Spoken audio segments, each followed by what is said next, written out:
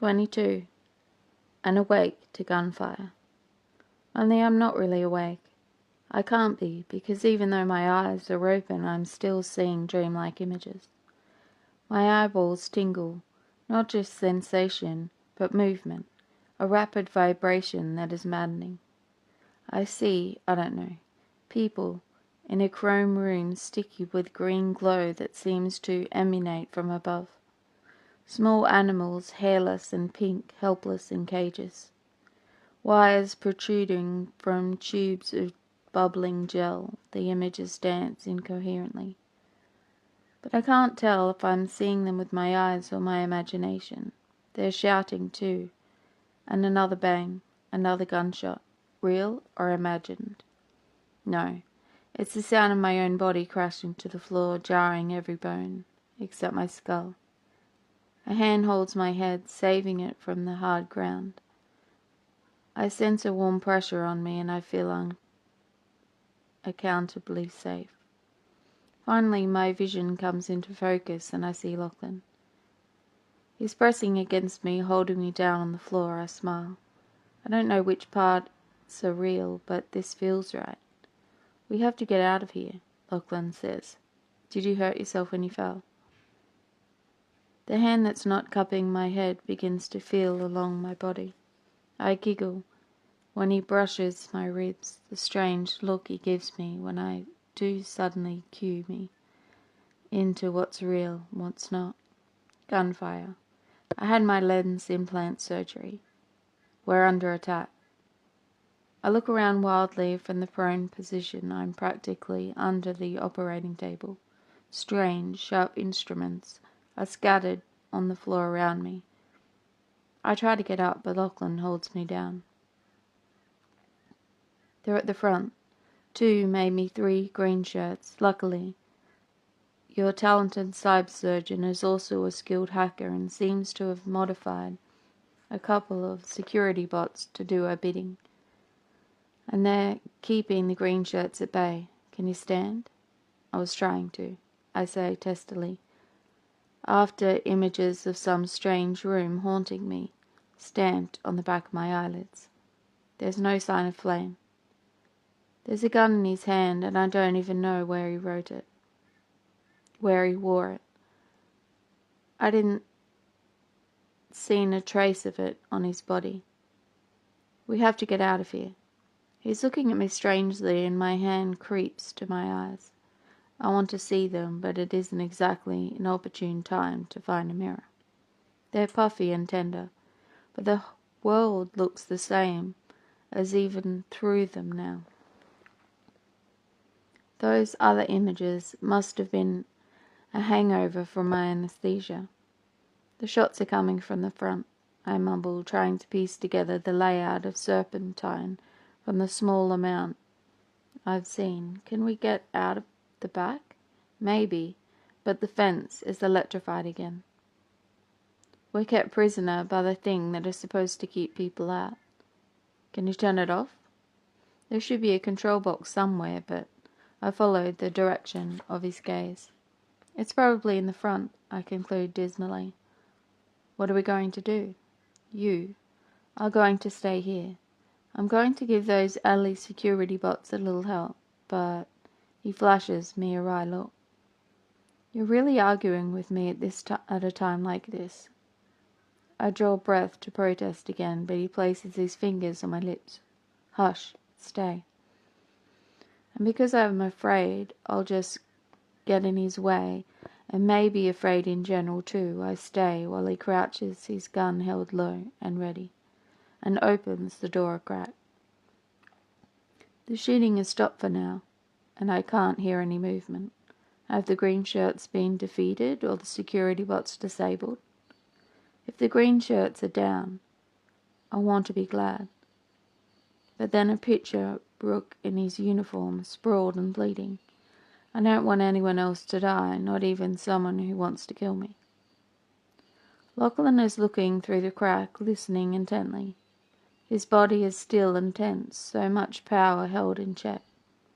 He can only see a sliver of the next room, but I can tell he's using every sense to search for danger. After a long moment, though, I can see the tightness in his shoulders relax a bit. He turns to me with a reassuring smile, looks clear, but stay down.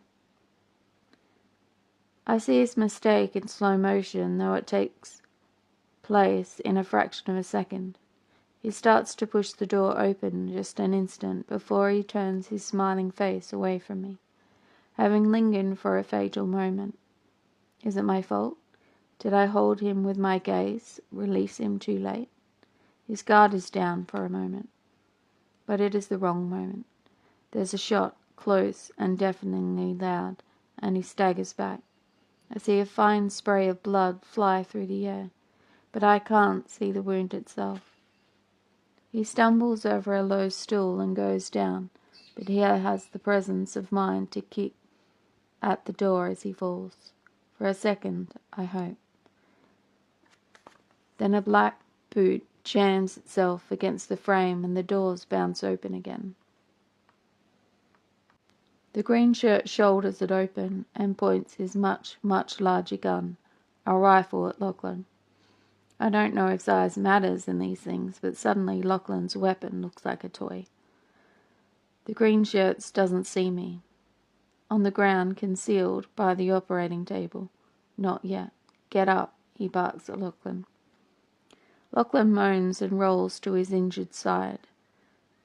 The green shirt kicks him, and it is all I can do not to cry out as Lachlan flinches and curls into a ball. I can't tell how much blood there is, how badly he's hurt. Is it worse than I thought? I think it was hit in the arm bad enough, but had it gone through his chest and exited his arm? Why isn't he fighting? He's just lying there now, not moving at all. I have to clamp my hand over my mouth to keep quiet. The green shirt screams at Lachlan to get up. Then, with sneering mouth and growl of disgust, slings his rifle over his shoulder, takes a pair of handcuffs from his belt, and kneels beside the apparently unconscious Lachlan. Do something, Lachlan, I silently beg. But he doesn't move. The green shirt clamps one handcuff on with a click that echoes in the room. Instantly Lachlan comes alive, using his handcuffed arm, his uninjured one, to pull the green shirt on top of him. The green shirt, surprised, doesn't let go of the cuffs in time and sprawls. Lachlan lets out a groan as his wounded arm grinds into the ground, but he never stops fighting for an instant. He jerks the handcuffs out of the green shirt's grasp, flips the dangling end up so that it covers his knuckles, and crunches the green shirt in the side of the head once, twice. But the green shirt shifts his weight and pins Lachlan's arm. Oh, great earth, there is so much blood. They're slipping in it as they struggle, their boots trying to get a grip on the slick floor as they scramble for position. Lachlan rolls the green shirt, and for a moment he's on top. Then the green shirt reaches up and tears at Lachlan's bullet wound with clawed fingers. Lachlan's face drains white, and I think he's going to pass out as the green shirt flips him, punches him in the face, and finally remembers his rifle. He's straddling Lachlan, a knee on each side keeping him pinned down. The green shirt takes his time now. He's that confident he's won. Easily, as if there's nothing at all urgent about the situation, he unslings his rifle and points at Lachlan's face. Second child, huh? The green shirt uses the rifle muzzle to turn Lachlan's face so that he can examine his eyes. The length of the weapon makes for an awkward angle, and the green shirt has to lean back to give himself room to maneuver the weapon. Do you know what they're going to do to you at the center? He laughs, an ugly sound. I'll be doing you a favor to shoot you now. He presses the barrel to Lachlan's forehead, and I squeeze, my eyes shut. Lachlan, please do something. Then my eyes fly open. Why am I waiting for Lachlan to act? The green shirt doesn't know I'm here, and right beside me scatters when Lachlan hauled me to the ground as bullets start flying, is a scalpel. The blade is small but deeply sharp. The green shirt is talking loudly, gloating about the horrors that await Lachlan. What he's saying turns my stomach but strengthens my resolution. Silently I slide my feet under me, picking up the scalpel. It feels so slender in my grasp, too delicate for violence, but sharp enough for the threat of violence. The green shirt, so intent on his taunts, doesn't hear me as I creep up behind him and lay the edge of the scalpel against the side of my throat. The side of his throat. I have my threat all ready. Drop your weapon, stand up slowly, or I'll open your veins. We'll tie him up, we'll escape. But the second my blade touches his throat, Lachlan backs upward, and the scalpel slides in without resistance, as if the green shirt's skin is the finest silk. I pull away, throw myself backwards, but it is too late. A gush of blood sprays from his throat, pulsing in time to his heartbeat.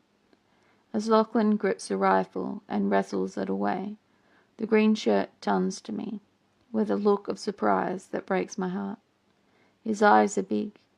He looks like he's about to say something, and then he slumps, almost gracefully. The blood pools more slowly now from its slashed throat, pooling in a crimson lake around his body. Once more, and then both the green shirts and his flowing blood are still. Lachlan twists out from under him and stands unsteadily. I can't take my eyes off the dead green shirt. I did that. I ended a life. There isn't even blood on my hands. Lachlan is tugging on my arm. Come on, we have to go. I can't move. We need to get out of here. Get you someplace safe.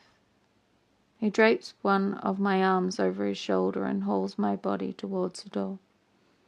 It should be the other way round. I should be supporting him. My legs don't seem to work right. My feet drag. I can't, I begin. But I know I have to. The world begins to blur, the edges dissolving, images like the ones I saw when I first regained consciousness threatened to bear into my sight or my mind. Figures in white coats. A monitor tracking someone's pulse and other vital signs. And wonderfully, in a vision I don't want to fight, a forest so real I can smell the damp earth. But I push it all back, and I see flame in the doorway beckoning. Lachlan trains the rifle, liberated from the green shirt on her, but she ignores it. Thanks a whole bicking lot, she snaps. There I was, all set to upgrade Serpentine and relocate to a posh ring, and now this. She squints at me, at my eyes. You shouldn't be standing. Not much choice, Lachlan says between clenched teeth. Where were you? I had to do an emergency override of my security bot safety protocols. Thought a little judicious lethality would be called for here. My bots took care of the other one. Bick, bick, bick. She rubs her forehead and paces. Can I come up with any kind of story to cover this up? I can melt the bodies, of course. Get rid of lots of unwanted bio bits here. She keeps up a monologue as she strides, kinetic and intense. And I have the strangest feeling that despite all her cursings, this disaster is no more than a setback. She looks up, and there's the strangest little smile on her lips. Do you kids have a place to go? Lachlan nods. And you? Think I've spent my life on the black market fringe without having a bolt hole or two? But you go on. I've got this covered. She frowns down at the dead green shirt, I think.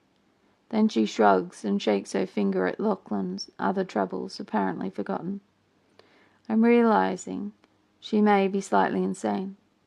You get her someplace she can rest for at least a day. She needs to be lying down so the pressure doesn't build up behind her eyes. Don't want to go pop, do we? And a neural network will be confused for a while. After all, you're linked, more or less, into the eco-pen now. I blink, my eyes burning. So many implications. I linked you with the identity your friend provided instead of the one your mother had arranged. This boy has some connections. She sounds impressed. The identity your mother set you up with was compromised, I'm sure, since they were onto you. But this guy has the specs of other identities all set up. She gives him a significant look. Almost as if he's planned all of this for a long, long time. Had to fiddle with the details, gender, for example. But now EcoPen will officially recognize you as Yarrow. It will take a while to gel, so there will be glitches for a few months. Some bots might not be able to get a read on you. But just to be safe, don't go anywhere you don't want the EcoPen knowing about. I gasp. I can't go back to the underground. Where else can I go? I can't go home. I feel panic rising. I'm alone, homeless, adrift. Then, like the strange visions, but even clearer, I seem to see a flash of soft lilac before my eyes. Lark, I say, decisively. Lark will take me in.